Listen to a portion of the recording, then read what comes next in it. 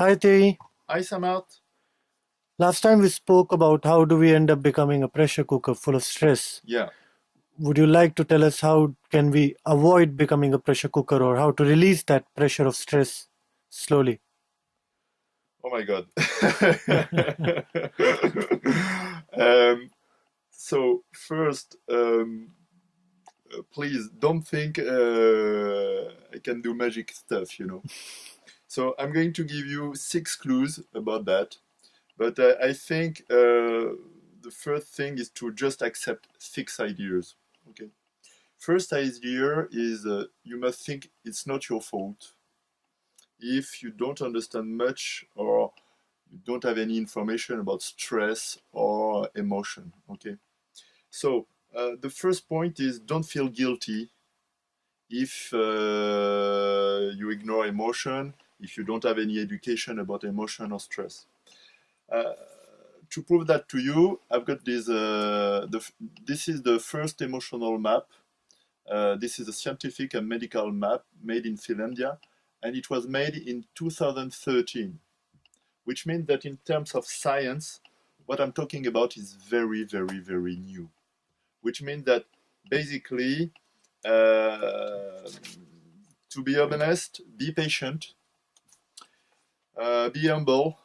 I mean, I'm not going to tell you I know everything, because this everything is new. This is due to the new technology revolution, the digital revolution. So now we have more and more and more information about the brain, about the emotions. But what you must clearly know and understand is that so far, neuroscience and psycho, what you want, and medical stuff are split. So we need a new science to better understand happiness and to better educate people to have the tools, capacities, and resources to feel better inside and to have a better life. Another way to show you that this is very, very new is this is the DreamWorks cartoon called Inside Out, or vice versa in French. It's about the power of emotion or the impact of emotions. Have you seen it? Yes, Yeah. So in I this, cried in it. oh, so in this DreamWorks cartoon, you can see that it's brand new as information what we know about the power of emotion, the importance of emotions. Okay. So first thing is don't think it's your fault. Don't feel guilty because we are all in the same situation, in the same condition in terms of ignorance or obscurantism or new information. Okay, let's take it positively. Second point is the second thing you must accept is to change your tradition about reason and body. If you want to get satisfaction, you must get back to the body because to feel happy, you need to feel. Forget about consciousness if you don't feel anything. So if you want to get satisfaction, you must feel it. So you must get back to your sensation, to your perception, and you must get back to your body. To get back to your body, do it first the way you like it. Sports, relaxation, meditation, breathing, hiking, whatever you want. But pay attention to your perception and sensation. So go back to the body. Third condition to accept is to get back to what we call an environmental point of view. Because in 2012, it was proved scientifically in the Duke University that stress is not genetical, stress is environmental, which means that now, for sure, we know that if people are stressed, it's because something happened to them. Maybe they don't remember because you don't remember if you had a birth oxygen trauma. Nobody will remember his birth. You don't remember if you had an attachment problem because, for example, most of the babies they are not breastfeeded, and people don't remember the breastfeeding. So the lack for attachment, the lack for oxygen, for example, this is two key stress. You don't remember it, but for sure Now it's proved they have impact on you, and it happened in your life. Okay, so this is not, you must have an environmental point of view and a conscious point of view, and don't imagine crazy things about you that you are not normal, etc. Just try to make inquiry about what happened to you, and try to understand the seven stress we talked about before. Fourth condition is to take the right to say your indignation.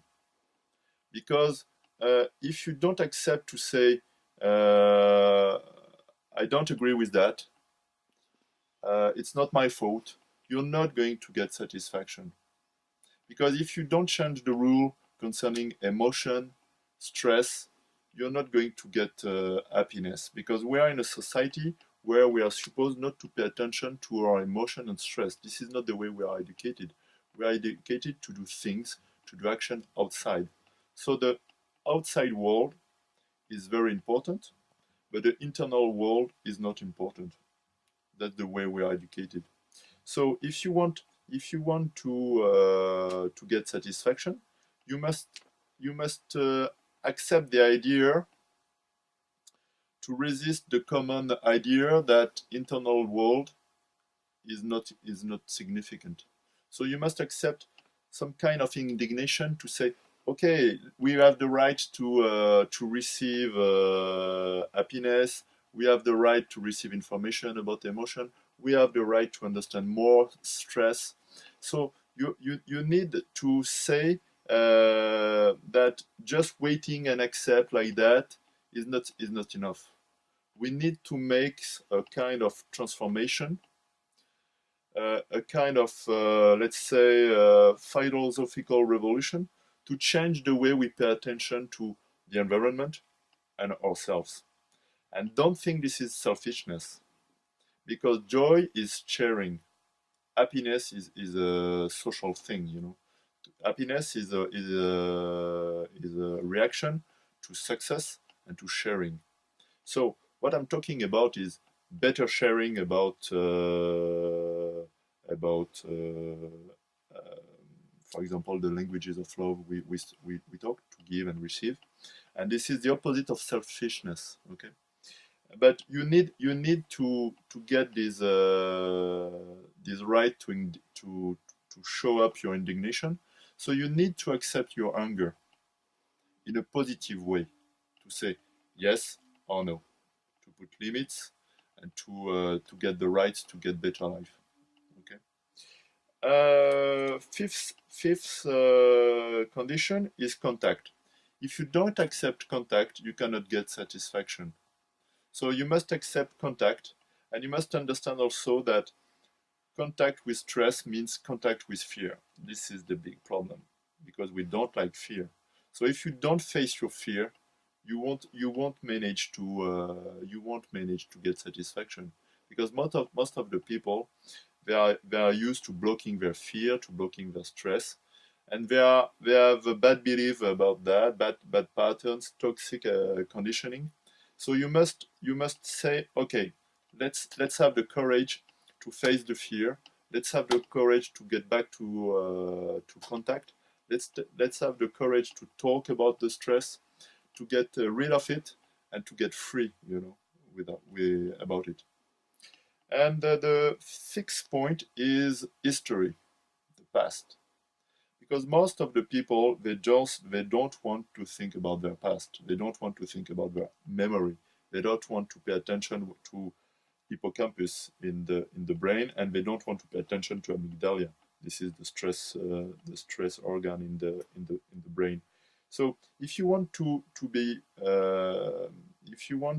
get access to happiness, you must accept your history, and you must also see and face your history to say, this was okay, this was not okay.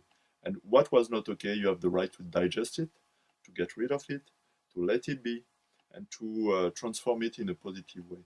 But if you say, okay, forget about that, it's going to be stuck into you, and it's going to poison your life. And after that, you're going to get problems like addiction, blah, blah, blah, blah, blah, depression, blah, blah, blah, blah, blah.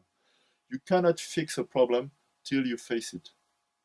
So if you think that okay, it's in my body, it's not important, it's not true, because everything is still in, even if it's frozen. So you must stop avoiding your history, and you must stop making stories with people. Often I say, in French it's better, but I don't know if it makes sense in English. I say, let's stop stories between ourselves, and let's try to be honest with our own history. This comes from James Baldwin, an American author, who said that we are our history, and if we lie about that, we become criminals. And I think it makes sense when you understand it. Thank you very much, Daniel, Samad, for that. Thank you, Tei. Welcome.